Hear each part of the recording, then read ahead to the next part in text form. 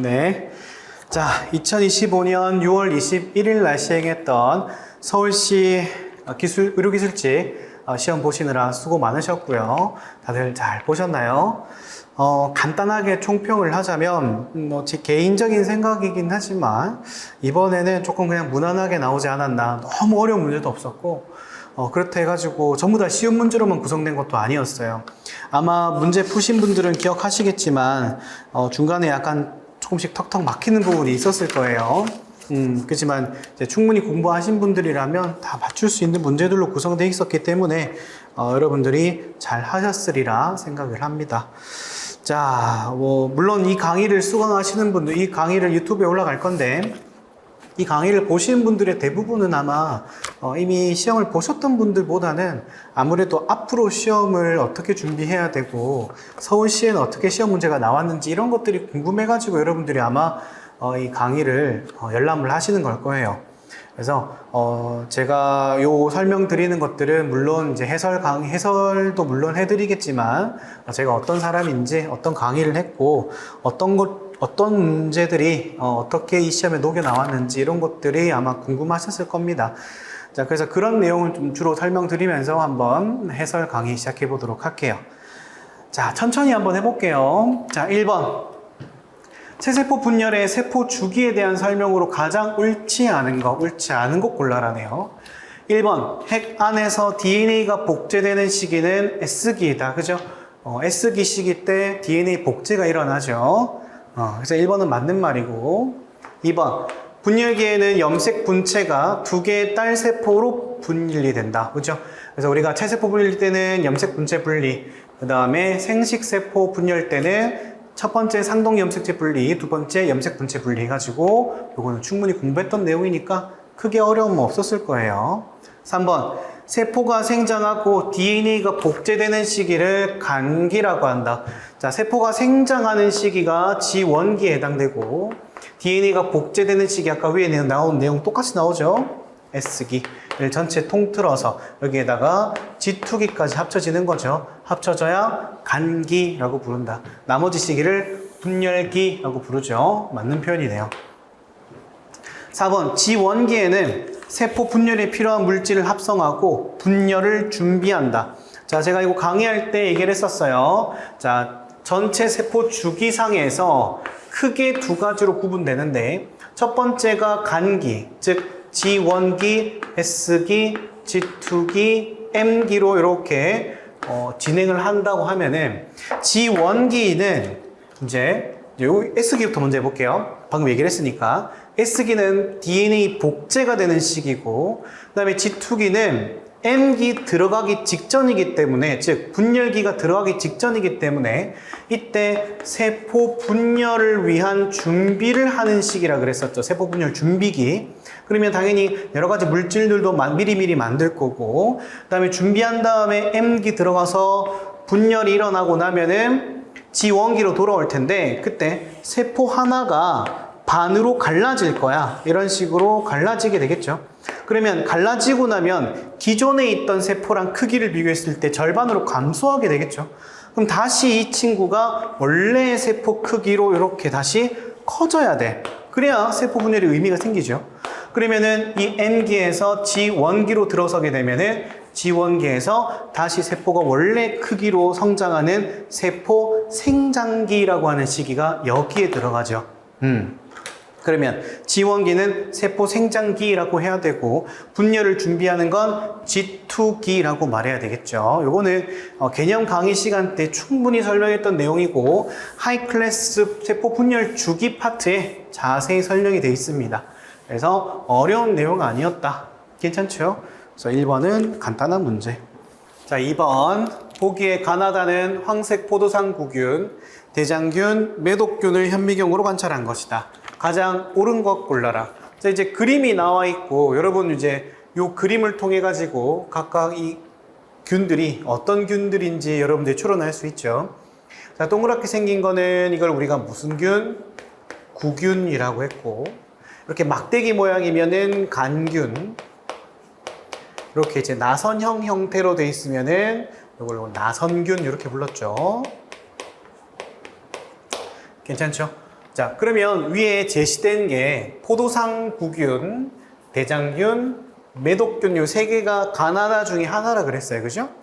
그러면 여러분들이 여기서 첫 번째로 요거는 바로 추론이 되죠. 구균이니까 당연히 얘겠지. 그럼 얘가 포도상 구균일 거고요.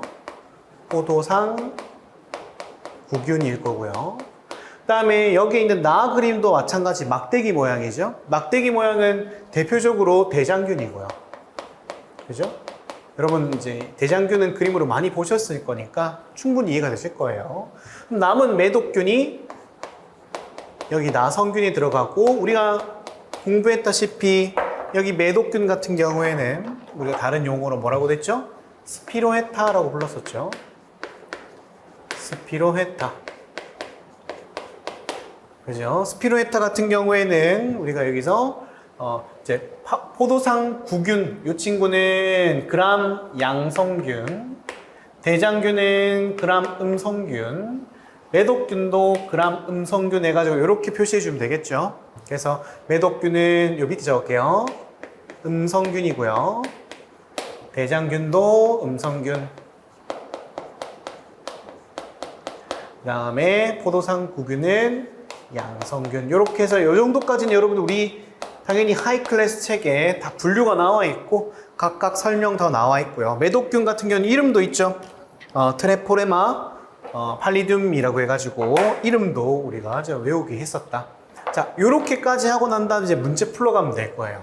자, 옳은 거 골라 그랬죠. 가는 대장균 아니고 매독균이라고 해야 되겠고, 나는 세포 외막을 가지고 있다. 자, LPS를 가지고 있는 세포 외막을 가지는 거는 우리가 알다시피 음성균 얘기하는 거죠. 그럼 음성균. 양성균은 두꺼운 세포 벽과 안쪽에 내막 세포막이 있지만, 여기는 음성균 같은 경우에는 외막, 세포벽, 내막 이렇게 구성되어 있었죠. 그러면 나 같은 경우에는 음성균이니까 맞는 표현이니까 정답 2번하고 바로 넘어가시면 돼요. 자, 그 다음에 3번. 다는 그람 염색결과 분홍색으로 관찰된다. 자, 양성균은 우리가 무슨 색?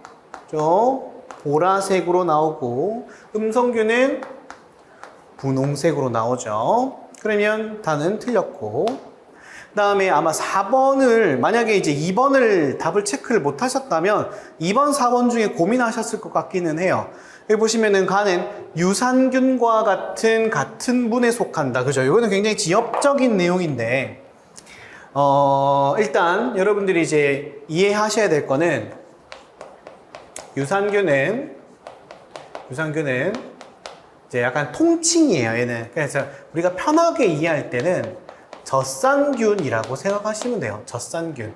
젖산균 같은 경우에는 아마 여러분들이 문까지는 자세히 공부를 안 하셨을 거라고 생각을 해서, 일단은 이 친구는 이제 분류학상으로는 후벽균문이라고 부르는데, 아무튼 문 파일럼에서는 젖산균이 여기에 속한다. 그러면 지금 나와 있는 가나다 중에서 각각 이제 어디에 속하는지 보면은, 당연히 얘는 나선균이니까 나선균문이겠죠. 여기 적을게요. 나선균문일 거고요. 얘는 이제 대장균 같은 경우에는 유명하죠. 프로테오박테리아죠. 프로테오박테리아 문. 그리고 이제 남은 이 친구가 후벽균문인데, 좋아요. 이거는 모를 수 있다고 생각합니다. 근데 최소한 세포 외막을 갖고 있냐 안 갖고 있냐는 우리가 굉장히 많이 풀었었기 때문에 아마 공부 충분히 하신 분들이라면 2번 찍고 깔끔하게 넘어가셨을 거 생각합니다. 4번은 조금 좀 지엽적인 내용이었다. 근데 우리 하이클래스 책에 관련된 내용 다 나와 있고요. 저도 모의문풀에서 2회 8번이라든지 8번 문제, 그 다음에 단원 문풀에서 265번에 제가 만든 문제 다 문제가 나와 있고 설명도 드렸습니다. 그렇게 이해하시면 되겠습니다. 넘어갈게요.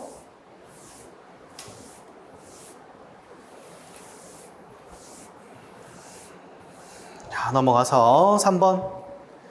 자, 보기는 C4 식물이래요. C4 식물은 우리가 이제 C3 식물과 다르게 이제 구역을 나눠가지고는 이산화탄소를 흡수한 다음에 고정을 하죠. 왜 그랬죠?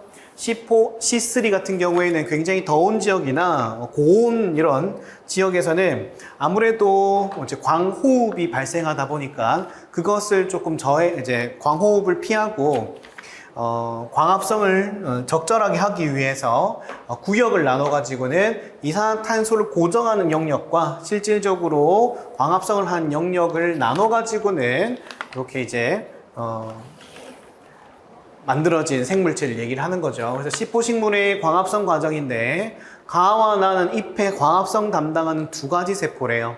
그 다음에 가는 가에서 CO2를 고정하는 반응이 나타나는 것이고 옳은 것을 골라라 라고 그랬었죠. 자, 그림을 좀 자세히 보시면은 여기 보시면은 CO2가 고정되는 여기에 PP 카르복실레이즈가 작용을 할 거예요. 자, 이 과정이 일어나는 곳은 우리가 외웠죠. 이거는 여육세포고 나는 이제 켈빈 회로가 돌아가는 곳에서는 유관 속초세포다. 이렇게 기억하시면 되겠죠. 자, 특징이 있었어요. 여육세포랑 유관 속초세포의 공통된 특징은 둘 다 관계 1이 둘 다 작동한다는 거야. 관계 1이 있어서 순환적 광인산화 또는 순환적 전자 흐름이 있는데 여기에 가와 나 중에서 얘 둘 다 관계 1은 존재하지만 한 군데에서는 관계 2가 없었어요. 누구였어요? 여기 가에서는 관계 2가 존재하지만 나에서는 관계 2가 거의 없거나 존재하지 않는다고 그랬었죠. 그죠? 이 차이가 있었다. 그래서 문제 풀어보시면 1번 순환적 광인산화는 가와 나 모두 즉 관계 1이 있는 건 어디니? 라고 물어봤죠. 그래서 가와 나 모두 일어나니까 1번이 맞는 표현이고요. 그럼 답은 사실 1번 옳은 거 골라라 했으니까 1번 체크하고 넘어가시면 돼요. 자, 2번 가는 유관 속초 아니고 여육세포고요. 기역에서 ATP가 소모된다. 고정 과정에서는 ATP 소모 안 하죠. 이것도 제가 문제로 만들었어요. 제가 모의 문풀에서 3회 5번 문제 니은 선지에 그대로 있어요. 제가 이거를 문제로 냈었습니다. 모의고사 문풀은 제가 직접 문제를 다 만들거든요. 요 선지가 그대로 있었어요. 4번 광호흡은 가보다 나에서 더 많이 일어난다. 이 광호흡이라는 거는 결국 누구랑 누구를 비교해야 돼?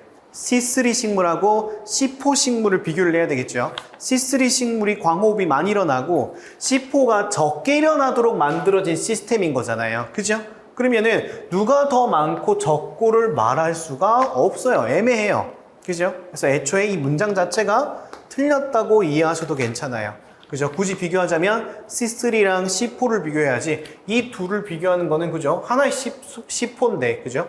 그런 걸 비교하기는 좀 어렵다 라고 생각하시면 되겠습니다. 그래서 마찬가지 하이클래스 C4 식물 관련된 설명, 캠 식물 관련된 설명 다 여기에 나와 있고 특히나 이런 특정, 여기 1번도 마찬가지, 1번도 우리 교재에 그대로 나와 있어요. 그래서 관계 1은 누구만 존재한다? 유관 속초세포에만 존재한다 라는 내용까지 저희가 설명을 다 했었습니다. 괜찮죠? 오케이. 다음에 4번 진핵세포의 세포막에 존재하는 단백질의 기능에 대한 설명으로 가장 옳지 않은 것은, 자, 이거 문제 보면서 제가 약간 섬뜩했어요. 왜냐하면 이 4번 문제를 풀 때 이제 막단백질이죠. 지금 이제 문제에 나와 있는 내용이 막단백질의 기능 6가지, 기능 6가지를 제가 드립을 쳐가지고 이걸 제가 알려드린 기억이 나요. 그래서 제가 수업 시간 때 이 드립 알려줬을 때 되게 분위기 셌던 기억이 나는데 뭐 드립을 다 알려드릴 수는 없고 박효신 씨가 수지 씨랑 연인 관계야, 물론 아니에요. 물론 아니에요. 연인 관계야 해가지고 제가 6가지 특징 말했던 기억이 나요. 자, 볼게요. 수용체로 작용한다. 그죠? 수용체 작용해서 화학신호 감지한다. 수지의 수에 해당되는 거죠. 세포막의 주된 에너지원으로 ATP를 이용한다. ATP 이용하는 건 아무 관련 없죠. 특정 용질의 수송에 관련한다. 그죠? 물질이 이동할 수 있게끔 하는 거잖아요. 그죠? 물질이 이동한다는 거는 세포막의 대표적인 예, 여러분 기억나실 거예요. 그 나트륨 칼륨 펌프 얘기했을 때도 마찬가지. 나트륨 통로가 있으면 전용 통로가 구멍이 열리면 나트륨이 세포 내부로 들어오는 작용이 있다 그랬었죠. 그래서 수송과 관련돼 있는 걸 했었죠. 그죠? 그 다음에 세포간 결합하거나 세포 골격을 부착하는 데 관여하는, 그죠? 이게 지지의 작용인 거죠. 그죠? 제가 다 말씀드리면은, 이게 이제, 그죠? 안 돼서, 오케이, 여기까지만. 아무튼, 이렇게 이해하시면 되겠습니다. 아마 제 강의 들으셨던 분들은 맞아 하실 거예요, 지금. 오케이. 네, 정답은 2번이 되겠습니다. 그래서 6가지. 박효신 씨, 죄송합니다. 언젠가는 박효신 씨를 모르는 그런 시대도 오겠지. 아무튼 넘어갑시다.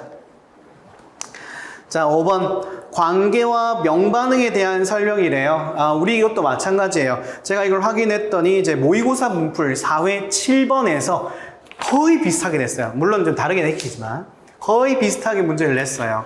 그래서 지금 현재 나와 있는 내용 중에 기억하고 니은하고 디귿 요 과정이 내용이 우리 그 문제로 다 등장합니다. 뿐만 아니라 당연히 하이클래스 우리 그 개념 강의 책에도 요 내용이 다 나와 있어요. 자, 옳은 것은 1기억 관계는 틸라코이드 내부 중심이 아니라 막에 존재하는 거죠. 틸라코이드 막에 존재한다. 오케이. 그 다음에 니은 관계의 반응 중심 색소는 P700과 P680이 있다. 맞죠? P700이 관계 1, 680이 관계 2였죠. 디귿 비순환적 전자 흐름은 방출된 전자가 NADP 플러스로 전달되는 과정이다. 그죠? NADP 플러스가 뭐로 바뀌는? NADP H로 바뀌는 과정이다. 그죠? 이렇게 바뀌는 과정이 비순환적 광인산화에서 이루어지죠. 맞는 표현이고요. 리얼 순환적 광인산화 전자 흐름은 관계 2가 아니라 관계 1에서 일어난다. 정답은 니은 디귿 되겠습니다. 사실은 개인적으로는 이걸 좀 낚시를 할 줄 알았는데 정직하게 문제를 좀 냈어요. 왜 낚시를 낸다 치면 이런 거 내겠지. NADP를 NAD 플러스 이런 식으로 내는 거죠. 순간 P를 못 봐가지고 틀리게끔. 그죠? 너무 좀 치사하긴 하다. 그죠? 근데 얼마든지 낼 수 있기 때문에 이렇게 확인 꼭 하셔야 됩니다. 정답은 니은 디귿 3번 되겠습니다. 쉽죠? 제가 이거 모의문 풀 때 다 설명드렸던 거고 문제도 그대로 나와 있어요. 6번 사람의 소화 효소에 대한 설명으로 가장 옳은 것은 자 트립신 요거는 이제 위에서 분비하는 게 아니고 이자에서 분비하는 거죠. 위에서 분비하는 거는 펩신이죠. 펩신. 틀렸고 2번 키모트립신은 또는 카이모트립신 똑같은 말이죠. 핵산을 분해한다. 자 핵산 분해 누가 해요?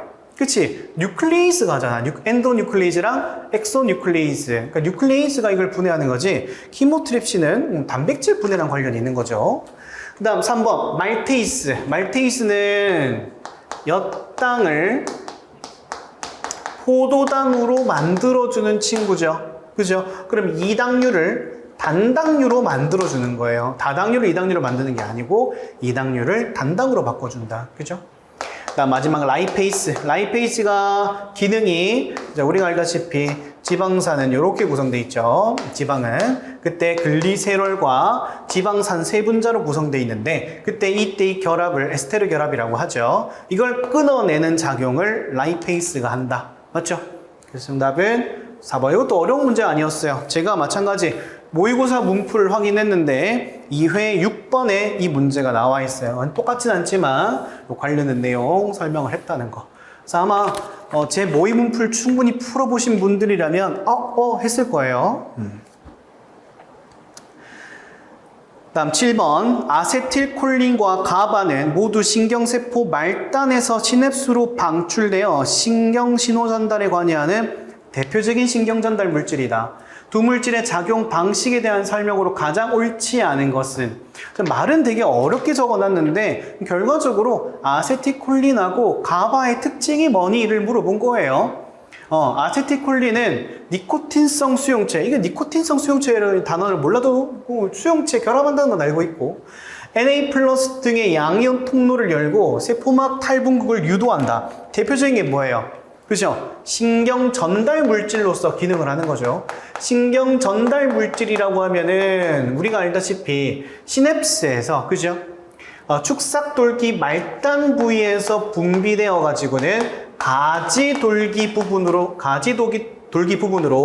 물질이 이동한 현상이죠. 그때 가지돌기 쪽에 있던 수용체에 아세틸콜린이 작용을 하면은 그때 구멍이 열리면서 나트륨 이온이 내부로 들어와서 안쪽을 탈분극시켜주는 그런 기능을 하는 거죠. 그래서 이거는 우리가 신경계 파트를 충분히 공부했다면 아무 문제 없이 풀 수 있는 문제였고, 2번 가바는 시냅스 후 뉴런의 가바 수용체에 결합하여 CL- 통로를 열고 과분극시켜 흥분 신호 전달을 억제한다. 그죠? 가바가 억제성이잖아요. 이건 여러분들이 외우시고 계셔야죠. 마찬가지 우리 책에 CL- 통로를 통해 가지고는 억제한다는 내용이 나와 있습니다. 그죠? 이거 충분히 이해할 수 있고요.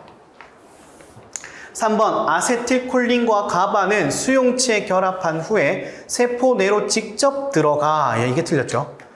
세포 내로 직접 들어가 세포 내에 신호를 전달한 역할을 한다. 세포 내에 들어가는 케이스 같은 경우에는 우리가 이제 이전에 배웠던 지용성 물질이 막을 통과해서 그 내부에 있는 수용체랑 결합하거나 아니면 이제 이 자체로서 어떤 전사인자로서 작용하거나, 그죠? 그런 어떤 기능을 하는 것들이었죠. 대표적인 예가 뭐 알도스테론이라든지 이런 어떤 스테로이드성 물질 같은 경우에는 내부로 들어가서 작용을 하는데, 이 둘은 아까 위에 말한 대로 수용체 자체가 존재하기 때문에 내부로 들어가는 건 아니에요. 그래서 정답은 3번이 되겠죠. 옳지 않은 것이니까. 아세틸콜린은 시냅스 간극에서 효소에 의해 빠르게 분해돼요. 그죠? 아세틸콜린 에스터레이즈였죠. 그 다음에 가바는 뉴런이나 교세포에 의해 재흡수되거나 분해되기도 한다. 그러니까 이게 결국 이게 마약 그때 얘기했을 때 그 얘기죠. 원래 신경전달 물질이 분비가 되고 나면은 적절하게 작용하고 효소나 어떤 여러 다른 어떤 효과에 의해 가지고는 제거돼야 돼요. 그래야 적절하게 신호가 갔다 안 갔다가 조절이 되니까. 근데 이제 마약이나 어떤 특정 물질 같은 경우에는 이런 뭐 에스터레이즈의 기능을 막는다든지 분해 효소의 기능을 막는다든지 등등등 이런 것들을 막아가지고 그 분비된 신경전달 물질이 지속적으로 작용해서 문제를 일으키는 거죠. 그죠? 그런 것들을 얘기를 하는 겁니다. 그죠? 맞는 말이죠. 정답은 옳지 않은 거니까 3번 되겠습니다. 마찬가지 하이클래스의 신경전달 물질 파트에 그 내용이 잘 나와 있어요. 자, 8번. 8번도 조금 놀랐는데, 이거 제가 냈던 모의고사 문제에 이게 답이 4번이거든요. 지베렐린이 그대로 답 4번으로 해가지고 나와 있는데, 그 설명을 제가 적어 놨어요. 그 문제 자체에 지베렐린 설명을 쭉 적고는 1번, 2번, 3번, 4번, 옥신, 사이토키닌, 지베렐린, 에틸렌 이 중에 누구게 이렇게 문제를 냈거든요. 근데 여러분들이 이게 문제로 나왔네요. 그죠? 8번. 자, 식물 호르몬 기능에 대한 설명은 가장 옳은 거. 자, 식물 호르몬 풀 때 여러분들 제가 문제 푸는 방법 알려드렸어요. 어떻게 풀라고 그랬죠?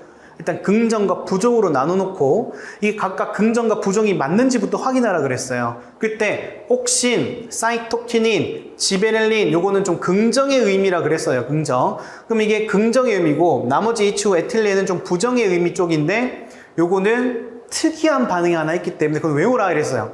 외우라고 했어요. 기억나요? 자, 그럼 옥신 긍정적이니 확인해 보면 되잖아. 긍정적이야? 줄기 생장 억제하고 뿌리 생장 촉진하고 특지 발달 유도하고 좀 긍정적인 게 좀 많네요. 이 생장 억제가 있긴 하지만 옥신도 마찬가지 생장 억제를 좀 더 할 수 있기 때문에 좋아. 긍정적으로 일단 넘어가자. 사이토키닌 확실하게 긍정이죠. 왜냐면 이 말 자체가 세포 분열이라는 뜻이 있잖아. 그래서 뿌리 생장 촉진, 잎줄기 노화를 빠르게 유도한대. 아, 얘가 좀 틀렸네. 얘가 지금 노화는 부정의 의미잖아요. 그죠? 다음에 에틸렌, 열매 성숙을 촉진하며 줄기의 수직 방향 생장을 촉진하고 잎의 생장을 유지시킨다. 자, 여기서 이제 우리가 배웠던 삼중 반응에 대한 설명이 나오죠. 에틸렌의 삼중 반응은 줄기가 수직 방향으로 생장하는 게 아니라 옆으로 휘어 자라도록 해주는 기능이었죠. 그래서 에틸렌 같은 경우에는 이 설명이 틀렸다. 에틸렌은 삼중 반응 따로 요약을 했어요. 오케이. 지베렐린, 줄기의 길이를 생장 촉진하고 종자 발화를 유도하고, 그죠? 다 긍정의 의미네요. 그럼 지베렐린 답이 될 수 있겠어. 그러면 1번하고 4번이 지금 현재 긍정의 의미인데, 그럼 이것 둘을 조금 자세히 봐야 되겠죠? 일단은 4번이 확실하기는 해. 왜냐면 긍정의 의미가 다 들어가 있으니까. 근데 옥신 같은 경우에는 저농도에서의 상태를 물어봤기 때문에 저농도일 때, 즉 옥신이 저농도나 고농도냐에 따라서 조금은 다른 양상을 보였던 거죠. 저농도 같은 경우에는 조금 낮은 농도에서 얘가 줄기 신장을 잠깐 저해해요. 조금 억제시키고 얘는 오히려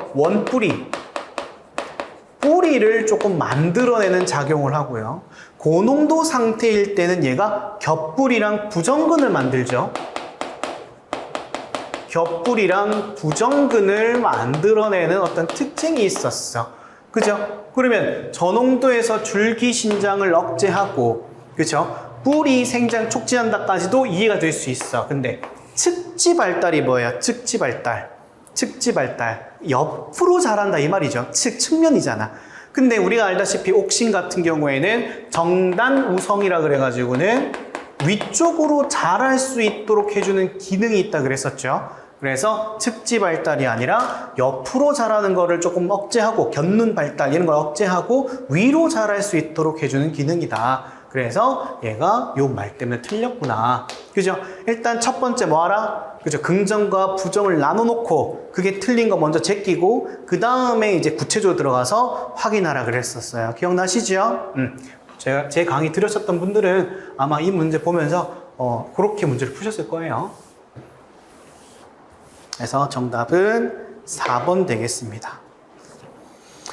마찬가지 지베렐린 같은 경우에는 모의고사 문풀 8회에 20번 문제 제가 이 문제 넣어놨어요.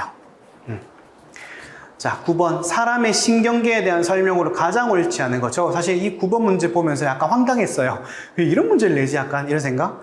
왜냐면 이게 너무 기본 유형 문제를 내가지고는 아마 이게 쉽게 한번 지나가라고 하면 준 것 같기는 해요. 1번 중추신경계는 뇌와 척수로 구분할 수 있다. 그죠? 중추신경계 제가 이걸 그림까지 그렸었어요.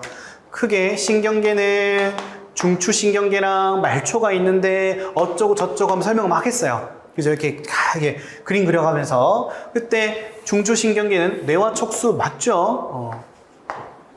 척수의 회색질은 주로 축삭돌기로 구성되어 있다. 자, 제가 이거 마찬가지예요. 대뇌 설명하면서 척수 설명하면서 얘네가 겉질과 속질 부위가 정확하게 반대인데 백색질과 회색질 같은 경우에 백색질은 색이 하얀 이유가 축삭돌기가 존재하기 때문에 회색질로 어두워 보이는 이유는 신경세포체가 있기 때문이다 라고 제가 설명을 드렸었어요. 그죠? 그래서 이게 딱 보는 순간 축삭돌기 아니야. 회색질은 뭐다? 신경세포체 이렇게 하셔야 되겠죠? 그래서 이게 틀린 거야. 답은 바로 2번이 나와요.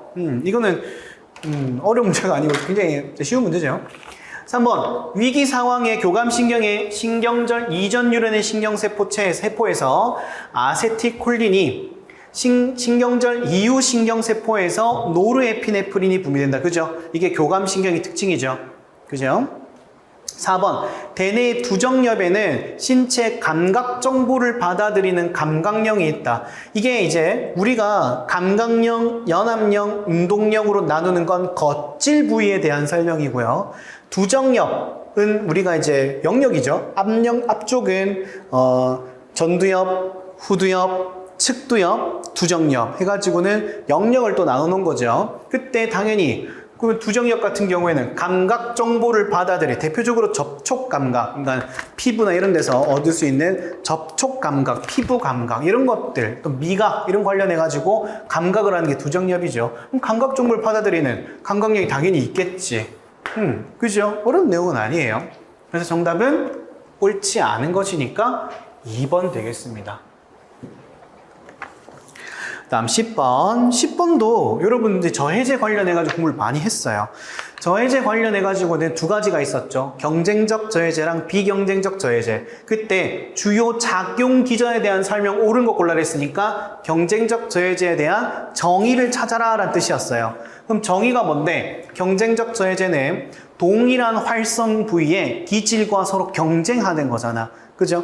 그럼 그게 답이 몇 번이야? 그죠? 여기 있네. 3번. 효소 활성 부위에 결합해서 기질 결합을 방해함으로써 그 효소의 기능을 낮추는 그런 특징을 갖고 있죠. 속도를 이제 낮춰가지고 방해하는 기능이 있죠. 이게 정답이에요. 나머지 1번. 효소의 활성 부위가 아닌 곳에 결합하여 효소를 비활성시키는 것은 비경쟁적 저해제였죠. 그래서 1번은 비경쟁적 저해제 설명이었고, 2번 효소를 분해해서 기능 소멸시키는 건 관련 없죠. 뭐 굳이 말하자면 뭐 프로테아좀 이런 거겠죠. 그 다음에 4번 효소를 영구적으로 변형시켜 작용을 정지시킨다. 영구적 변형이니까 이거는 이제 우리가 변성작용 생각해 보면 되겠네. 그죠? 근데 사실 이 내용은 그건 관련이 없죠. 그래서 정의를 물어봤으니까 정답은 3번 되겠습니다. 어렵지 않죠?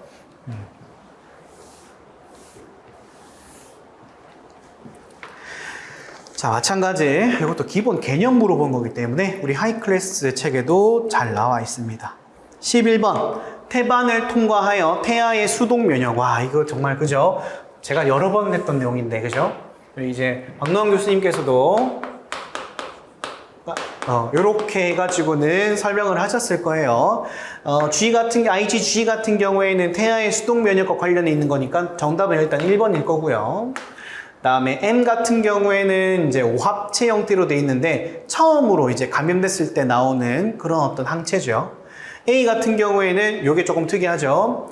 유아, 그러니까 모유에 있어서 유아의 수동 면역과 관련돼 있다. 그러니까 여기에가 문제에서는 태아라고 물어봤으니까 답은 3번이 안 되겠죠. E 같은 경우에는 이제 알러지 반응이라든지, 그죠? 이런 어떤 반응에 있어서 이제 그걸 막기 위해 미량으로 분비되는 물질이다. 이렇게 기억하시면 되겠습니다. 이것도 굉장히 쉬웠어요. 태아 수동 면역, IgG 이런 거 이제 문제 풀고 지나갔을 거예요, 아마. 자, 이것도 간단한 문제. 12번. 세포호흡에서 산소의 역할에 대한 설명으로 가장 옳은 것은, 자, 세포호흡에 산소가 왜 중요했죠? 그렇지. 최종 전자 수용체로서 기능한다 그랬었죠. 자, 1번. 전자 전달계에서 전자를 받아 물을 생성하는 데 사용된대. 그렇겠죠. 전자 전달계의 최종 전자 수용체로서 전자를 받으면 주변에 있는 수소랑 결합하게 될 거고, 수소랑 산소가 결합하면은 물을 생성하는 데 사용되겠죠. 그럼 1번이 정답이네. 그죠? 2번. 해당 과정에서 포도당을 산화시키는데 필수적이다. 해당 과정 같은 경우에는 우리가 알다시피 산소가 없어도 일어나는 반응이죠. 그러니까 산소랑 관련이 없는 반응이에요. 3번. 시트르산 회로에서 ATP를 만드는데 직접 관여한다. 시트르산 회로에서 ATP를 생성하는 것은 기질 수준 인산화였죠. 기질 수준 인산화는 이런 관련이 없죠. 산소 없이도 일어나잖아. 그 다음 4번. ATP 합성 효소의 구조를 안정화시켜 ATP 합성을 촉진한다. ATP 합성 효소면 누구 얘기하는 거야? 그렇죠. 전자 전달계에서 수소 이온이 이렇게 통과되면서 ATP를 만드는 효소를 얘기를 하는 거죠. 그거랑은 산소랑 관련이 없죠. 그죠? 그래서 정답은 1번 되겠습니다. 이것도 우리가 이제 기본 개념서에 다 나와 있는 내용이라서 이렇게 하고 넘어갈게요. 이번은 이렇게 중간중간에 무난한 문제가 좀 있어서 여러분들이 아마 느끼기에 무난했다 이렇게 느꼈을 거예요, 아마. 자, 그 다음에 13번 문제는 그림이 또 나와 있어요. 심장에 전도체계 구성요소 A, B, C가 있대요. 자, A는 그죠? A는 뭐겠어요? 동방결절. B는 방실결절, 그다음에 히스색, 그다음에 프루키니의 섬유 이렇게 구성되어 있겠죠. A는 방실결절 아니고 동반결절. 니은 정상적인 심장박동은 B의 활동 전이와 함께 시작된다. 시작되는 건 A가 시작인 거죠. 이런 식으로 퍼져나가는 순서니까 1번, 2번, 3번이니까 시작은 1번이라고 해야 되겠죠? 디귿. C의 활동 전이가 전달되면 심실이 수축하여 혈액이 동맥으로 빠져나간다. 그렇죠? 이렇게 정보 이제 여기에 보면 자극이 들어오게 되면은 프루키닌 섬유가 이렇게 수축을 하겠죠. 그러면 이 안쪽에 있던 심실에 있는 혈액이 밖으로 빠져나가니까 동맥을 통해 빠져나가는 거 맞네요. 정답은 디귿만 맞으니까 2번 되겠습니다. 됐죠? 제가 이거는 단원별 문풀 강의를 할 때 설명했던 거예요. 요거는 제가 93번 문제에 제가 요 강의를 설명을 했습니다. 요 문제를 설명을 했습니다.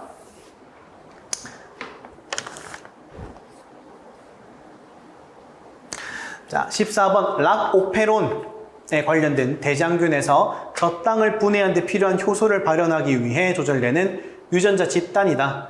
락오페론의 조절 메커니즘에 대한 설명, 이것도 제가 설명을 다 드렸던 건데 여러분도 아마 잘 기억나실 거예요.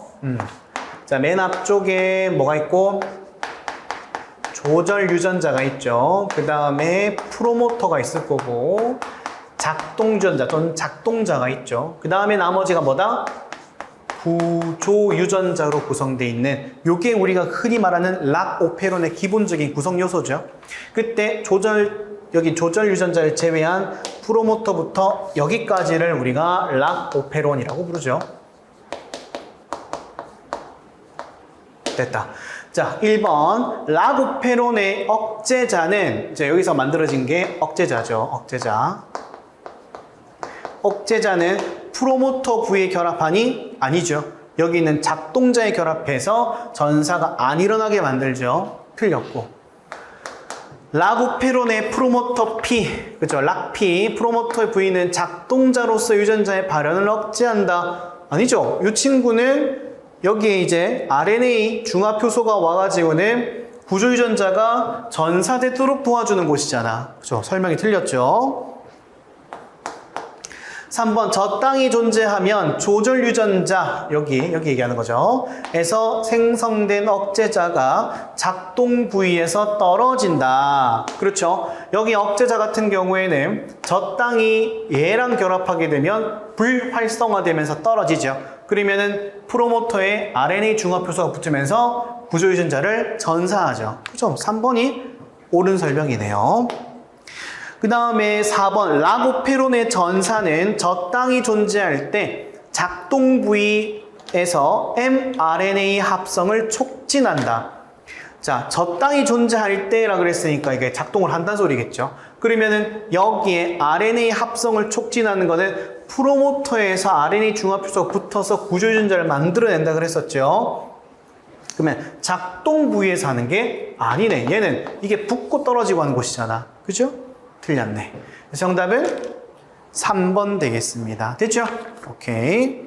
그래서 실질적으로는 구조 유전자에서 mRNA 합성한다가 정확한 표현이겠죠.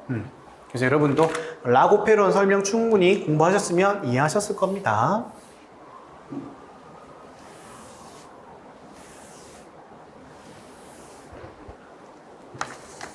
자, 15번. 뇌하수체 후엽에서 분비되는 호르몬. 그죠? 저도 이런 문제 나오고 처음 봤어요. 약간 무난하게 내려고 조금 노력하신 것 같기는 해요. 후엽이면은 우리가 기억나는 게 뭐예요? 그렇지. ADH와 옥시토신이었죠. ADH는 수분 지흡수랑 관련돼 있는 거였고, 옥시토신은 자궁 수축과 관련돼 있는 거였죠. 자, 세크레틴. 어디서 와요? 지금 소장에서 나오는 거잖아, 소장.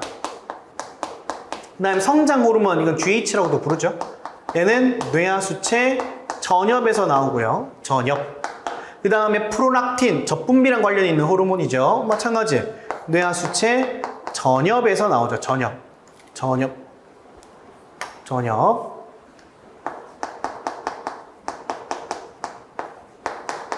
됐죠? 그럼 옥시토신이 정답이 되겠죠. 뭐 이건 뭐 너무 간단한 문제라서 이 정도만 할게요.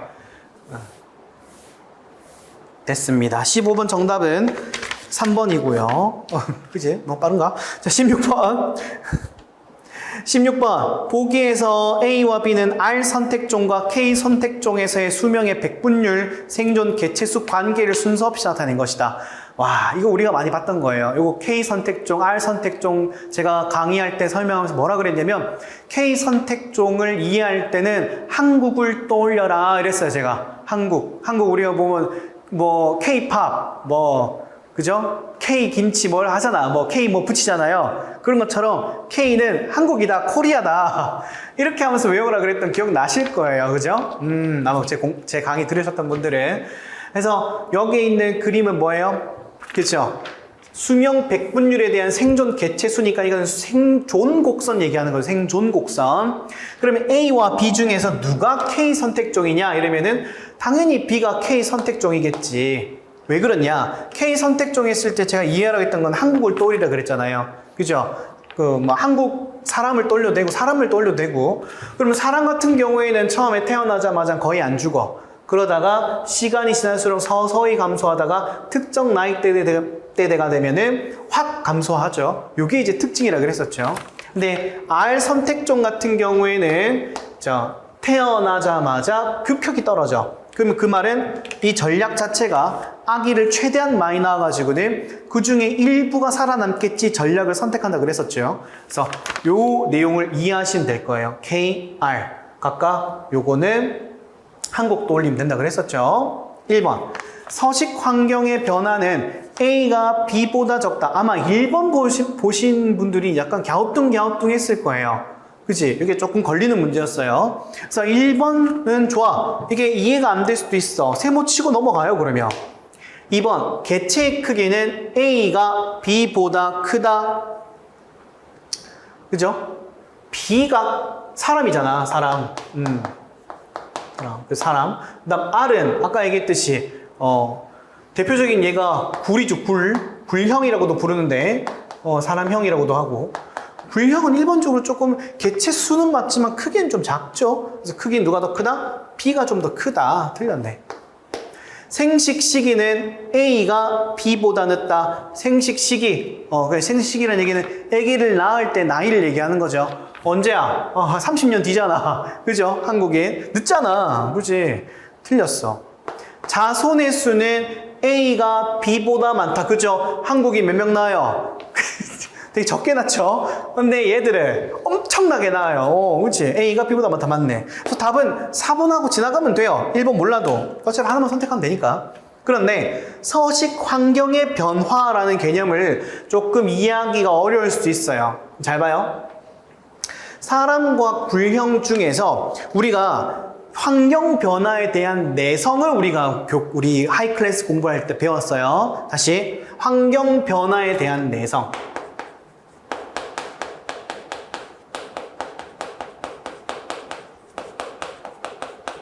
환경이 변하더라도 그 생물체가 생존을 유지할 수 있는 정도를 얘기를 하는 거죠. 그럼 생각을 해봐요.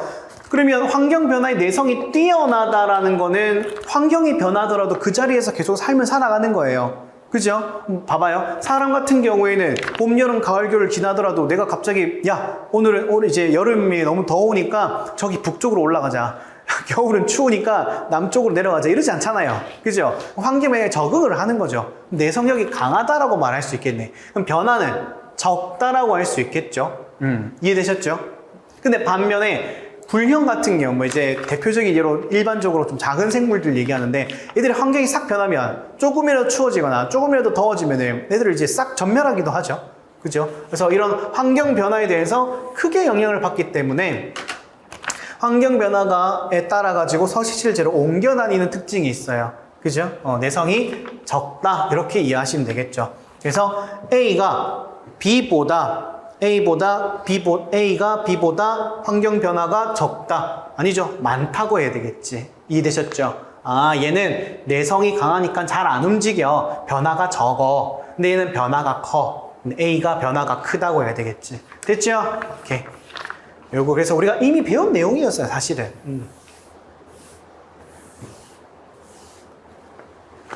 됐고 정답은 그래서 4번 될 거고요. 다음에 17번. 아마 17번이 어렵게 느끼신 분들도 많으실 겁니다. 이게 아무래도 유전 문제고 조금 복잡하게 설명을 조금 적기는 했어요. 그래서 아마 여기서 시간을 꽤 보내셨을 거라 생각을 합니다. 그래서 이런 문제들, 아까 방금 16번도 그렇고 17번도 그렇고 중간중간에 턱턱 걸리는 문제가 있다 보니까 시간도 좀 쓰시면서 약간 뭐지? 약간 했던 생각이 드셨을 거예요. 하지만 이제 또 문제 읽어보면은 또 막상 크기도 어려운 문제도 아니야. 보자. G는 털 색깔 관련된 자료래. 이에 대한 설명 옳은 것 골라래요. 자, 돌연변이랑 교차는 고려하지 않는다. 야생형 G 털 색깔은 흰색, 회색, 검정색 세 가지고요. 두 효소 기역과 니은의 발현 여부에 따라 결정된다.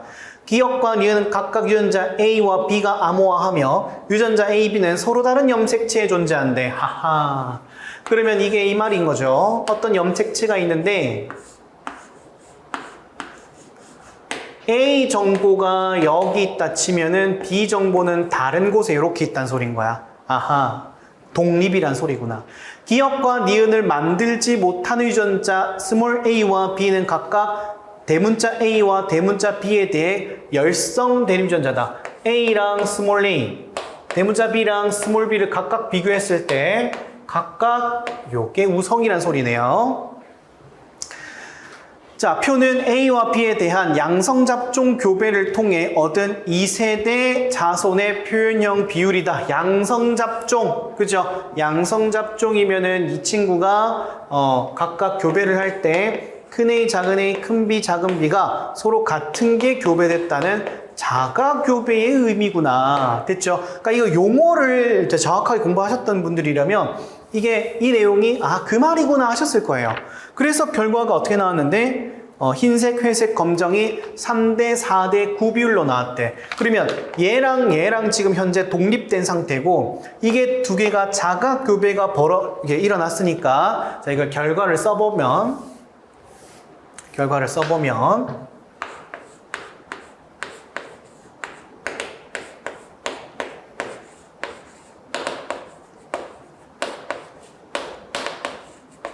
자, 이렇게 나올 텐데 이 결과가 몇 대 몇 대면 9대 3대 3대 1이 나온다는 걸 우리는 이미 공부를 통해 알죠. 그죠? 왜? 독립됐는데 자가교배 했잖아. 그러면 9331 나오겠지. 그죠? 중간 설명이 약간 뛰어넘었어요, 제가 사실은. 왜냐면 그 내용까지 설명 너무 이 강의가 길어지기 때문에. 근데 이렇게까지. 그러면 이제 9가 뭐야? 검정색이라고 나와 있잖아. 검정색. 그 다음, 흰색과 회색이 있는데, 여기에서 흰색과 회색이 지금 보니까 요거 두 개 중에 하나일 거야. 예를 들어서, 이게 흰색이면 이게 회색이 될 수도 있고, 그 다음, 이게 회색이면 이게 흰색이 될 수도 있어요. 뭔지 몰라. 그 다음 자료를 더 안 줬기 때문에. 그런데 회색은 하나가 더 있대. 그러면 요 1이란 의미는 여기랑 더해져서 4가 됐다는 소리인 거잖아. 3, 1 더해졌거나 3, 1 더해졌거나 둘 중 하나겠지. 그러니까 회색이니까 이게 회색이 여기 될 거고. 그죠? 마찬가지. 이렇게 더해지나 저렇게 더해지나 똑같은 거니까. 그죠? 요런 결과가 나올 거야. 뭔지는, 여기 두 개가 뭔지는 정확히 모르겠지만, 아무튼 요런 형태가 되겠지. 됐죠? 오케이. 자, 그러면 여기에 A에 대해서는 기역이 있고, 니은이 있는, 둘 다 있는 상태에서 검정색이 됐단 소리네. 얘는 기역은 있지만, 니은은 없는 상태고요.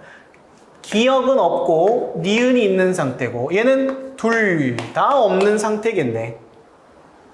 괜찮죠? 이렇게 되는 상태로서 1이 회색으로서 나타났구나 라는 것까지 이해할 수 있겠네요.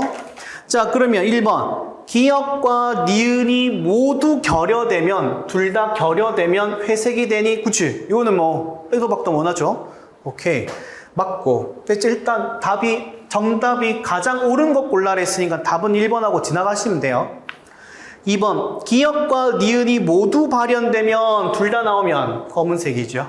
그죠? 틀렸고.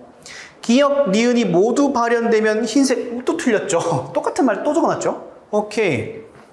기역과 니은 중 한 가지만 결여되면 흰색이거나 회색 둘 중 하나겠지. 그죠? 검은색일 리는 없겠죠. 정답은 1번입니다. 이거 푸실 줄 아시겠나요? 이게 결정이 안 되니까 조금 헤매셨을 것 같기는 해요.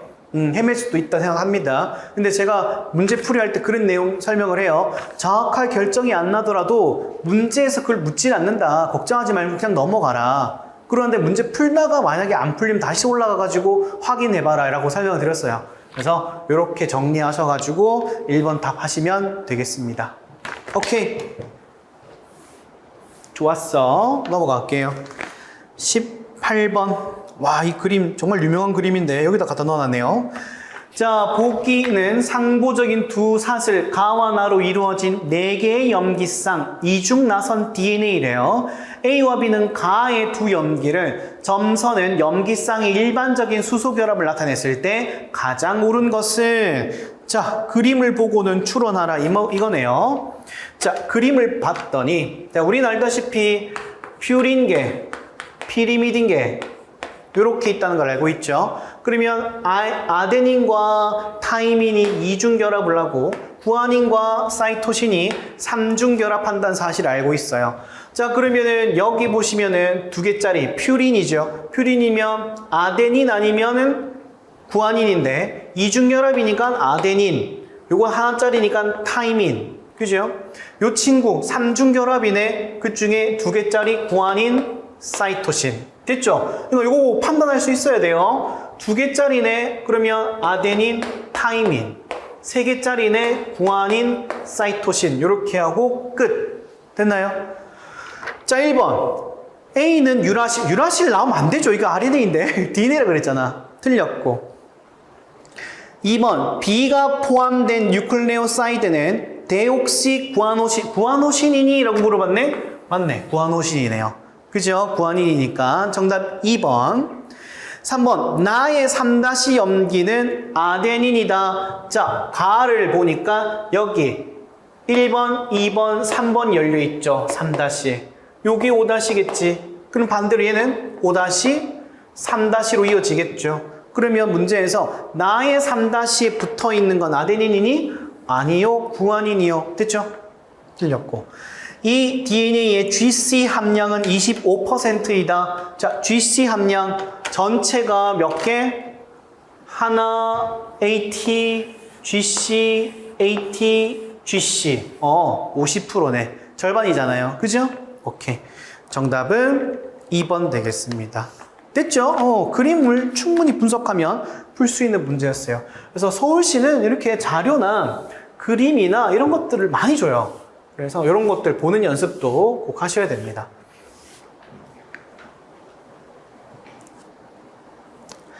자, 19번. 원시 생명체 출현 가설의 코아세르베이트와 마이크로스피어에 대한 설명으로 옳은 것은, 자, 코아세르베이트랑 마이크로스피어 유명하죠? 코아세르베이트는 단백질, 핵산, 탄수화물, 당류 이런 것들이 막 뭉쳐가지고 형성된 마치 세포처럼 행동하는 어떤 유기물 복합체였어요. 그죠? 자, 기억. 코아세르베이트. 그죠? 아까 방금 설명했던 거. 이런 것들이 뭉쳐진 복합체 맞고요. 마이크로스피어는 주로 이제 단백질 성분이죠. 아미노산이 이런 것들이 뭉쳐가지고 형성됐는데 특이하게도 세포막을 좀 갖고 있는 그런 특징이 있다 그랬었죠. 그래서 세포막, 완전히 우리가 알고 있는 그 세포막은 아니에요. 세포막 구조는 좀 비슷한 거야. 그렇죠? 그래서 마이크로스피어는 세포막과는 다른, 아니죠. 세포막과 유사한 이래야 되겠지. 유사한 어떤 특징을 갖고 있는 투과성을 갖고 있다고 해야 되겠죠? 마이크로스피어는 세포막과 유사한 걸 가지고 있어.